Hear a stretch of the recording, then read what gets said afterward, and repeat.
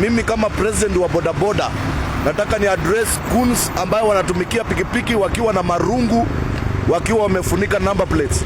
Na waambia hivi, nyinyi goons, chuma chenyu kimotoni, chuma chenyu kimotoni. Jaribuni kurudia hiyo ujinga ya kuibia watu na mapikipiki mmefunika number plate. Tuko na nyinyi, tu chuma chenyu kimotoni. Na furthermore, pikipiki ni za loan. Wewe mwenyewe ndio unaumia, pikipiki kichomwa hapa, unaenda tu kama unakimbia na umeumia miguu. Chungeni sana. Wewe lipo tu 500 na ukikuja hapa uende bila miguu.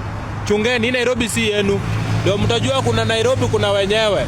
Unalipwa 500 unakuja kuanza kuibia watu kwa street na pikipiki umefunika number plate. Hiyo hatutaruhusu tena ifanyike hii Nairobi. Hatutaruhusu ifanyike. Hamutaibia watu Nairobi hii. Hatuwezi. Tumesema chuma chenyu kimotoni. Ujeni tena na hizo mapikipiki mmefunika number plate. Mtajua hamjui. Vizuri, kuna wale ambao wako upande wangu wa kushoto wako na mipini ambayo kufikia sasa hatujabaini ni mipini imetoka wapi na ni akina nani ambao wameweza kuwapatia.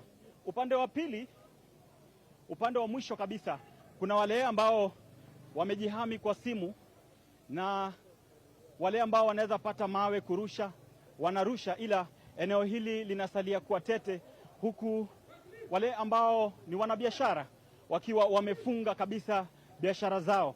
Eneo hili ambapo tuko pamekuwa na milipuko ya vitoza machozi, vijana upande wa pili wakikimbiza wale wa upande wangu wa kushoto ambao hawana mipini, ila hatujabaini kufikia sasa hawa ambao wamebeba mipini ni akina nani, wametumwa na nani na kwa nini wako katika eneo hili. Ila upande wangu wa mwisho kuna vijana ambao wanajaribu kufika eneo hili ila wanarudishwa na vijana hawa. Mbali na hilo, kuna pia askari ambao wamejihami pia na vitoza machozi ambao wamekuwa wakitupa vitoza machozi. Tumeshuhudia pikipiki kadhaa zikichomwa katika eneo hili. Eneo la Nation Center pia pikipiki zimechomwa, nguo katika barabara hizi zimechomwa, na pia vijana ambao walikuwa wanakimbizwa eneo hili wameweza kupoteza pikipiki zao kwa kukimbilia maisha yao.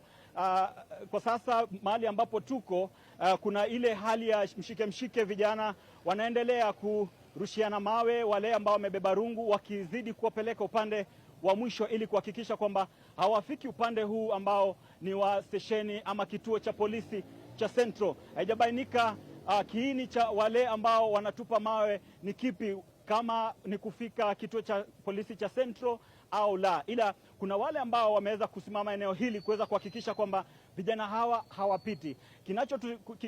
Kile ambacho tunashuhudia sasa ni je, mipini ambayo imeweza kupeanwa, wale ambao wako katika pikipiki ni akina nani na wametumwa na nani, na kufikia sasa lengo ni lipi?